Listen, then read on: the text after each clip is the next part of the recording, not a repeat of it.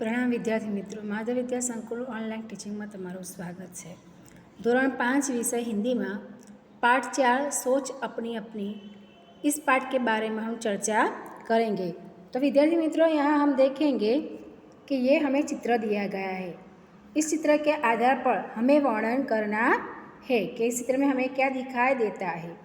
तो विद्यार्थी मित्रों, हम देखेंगे कि इस चित्र में हमें क्या दिखाई देता है। तो यह एक प्रकृति की गोद में बसा हुआ दृश्य है। सुबह का समय है, सूर्योदय हो चुका है। पक्षी दाना चुगने के लिए घोंसले से निकल पड़े हैं। गाय लेकर चरवाहा भी निकल पड़ा है।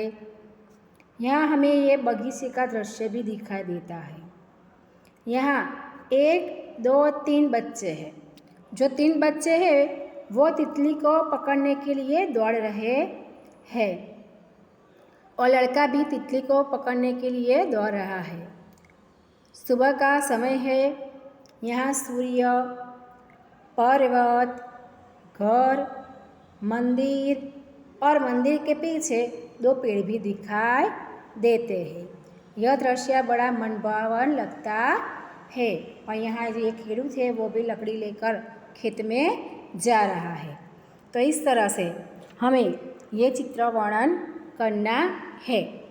अब हम आगे देखेंगे अभ्यास। तो विद्यार्थी मित्रों, अभ्यास में यहाँ हमें प्रश्न 1 है, वो हम देखेंगे कि प्रश्न के उत्तर लिखो। तो उसमें पहला है, सूरज निकलने पर पक्षी क्या कर रहे हैं। तो इसका जवाब है, सूरज निकलने पर पक्षी दाना चुगने के लिए निकल पड़े हैं। दूसरा सवाल, चरवाहा क्या कर रहा है। तो इसका उत्तर है, चरवाहा अपनी गाय लेकर चराने जा रहा है। तीसरा सवाल, नारियल के कितने पेड़ हैं। तो हमने चित्र में देखा कि नारियल के 2 पेड़ हैं। चौथा सवाल, चित्र में घर कितने हैं। तो चित्र में 5 घर है जो हमें दिखाई दे रहे हैं। बच्चे बगीचे में क्या कर रहे हैं। तो बच्चे बगीचे में तितलियों के पीछे दौड़ रहे हैं। छठा सवाल, चरवाहे के हाथ में क्या है। तो इसका उत्तर है, चरवाहे के हाथ में लकड़ी है। तो विद्यार्थी मित्रों, इस तरह से हमें अभ्यास का प्रश्न 1 देखा। अब प्रश्न 2 देखेंगे। उसमें पहला है, चरवाहे क्या सोचते होंगे। तो हमें लिखना है, चरवाहे यह सोचते होंगे कि गाय चराने कहाँ जाए, नदी की ओर के जंगल की ओर। गाय को ज़्यादा घास कहाँ मिलेगा, दोपहर की रोटी कहाँ खाएंगे, शाम को कब लौटेंगे, ये सब उसको सोचते हैं। अब दूसरा सवाल, सूरज निकलने पर क्या क्या होता है। तो हम जानते हैं विद्यार्थी मित्र, सूरज निकलने पर चिड़िया चहचहाती है, पक्षी दाना चुगने के लिए निकल पड़ते हैं, चरवाहे गाय चराने निकल पड़ते हैं, किसान अपने खेत में काम करने लग जाते हैं, सभी फूल खिल जाते हैं और संसार पूरा चेतनवंता बन जाता है। अब तीसरा सवाल, तुम बगीचे में होते तो क्या करते। इसका उत्तर है, मैं बगीचे में होता तो रंग बिरंगी फूलों को जी भर कर देखता, फूलों की सुंदरता देखता, झूले पर झूलता और रंग बिरंगी तितलियों को देखकर प्रसन्न होता।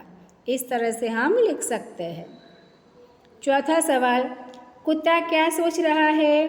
कुत्ता यह सोच रहा होगा कि यह आदमी कहाँ जा रहा होगा, मैं इसके साथ जाऊं या नहीं जाऊं, मुझे इसके साथ खाना मिलेगा, मैं इस आदमी के साथ हमेशा रखवाली करूंगा, यह सब सोचता है। अब प्रश्न 3 है विद्यार्थी मित्रों, चित्र के आधार पर प्रश्नों के उत्तर लिखें। यहाँ हमें चित्र दी गया है और चित्र के आधार पर हमें प्रश्नों के उत्तर लिखने हैं।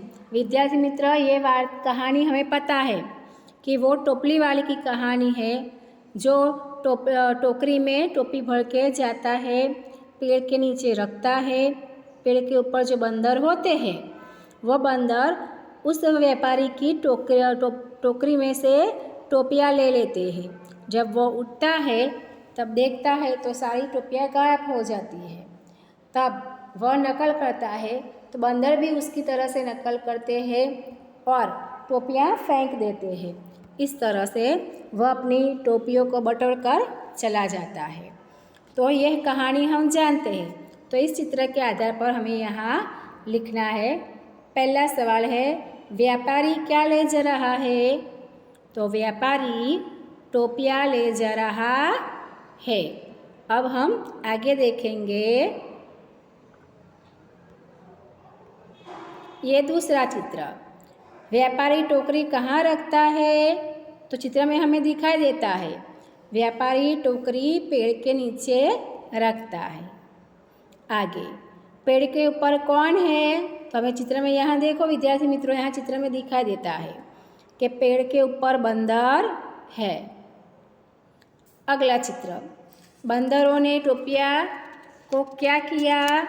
तो यहाँ देखेंगे कि वो बंदर ने टोपियों को पहन लिया है। अब हम आगे देखेंगे। तो यहाँ इस चित्र में देखेंगे तो व्यापारी ने क्या किया? व्यापारी ने अपनी टोपी उतार कर नीचे फेंक दी। बंदरों ने टोपियों को क्यों फेंक दी? तो बंदरों ने व्यापारी की नकल की और नकल करने के लिए वह अपनी टोपियाँ फेंक देते हैं। आगे वाला सवाल, व्यापारी क्या कर रहा है? व्यापारी टोपियाँ बटोर रहा है। यहाँ हम देखेंगे कि व्यापारी टोकरी बटोर रहा है। तो इस तरह से प्रश्न 3 का जो उत्तर है वो हमने देखा। अब यहाँ प्रश्न 4 देखेंगे। यहाँ भी विद्यार्थी मित्रों चित्र दिया गया है और उसके आधार पर हमें वाक्य लिखने हैं। तो देखो यह चित्र में पेड़ दिखाई दे रहे हैं, पौधे दिखाई दे रहे हैं।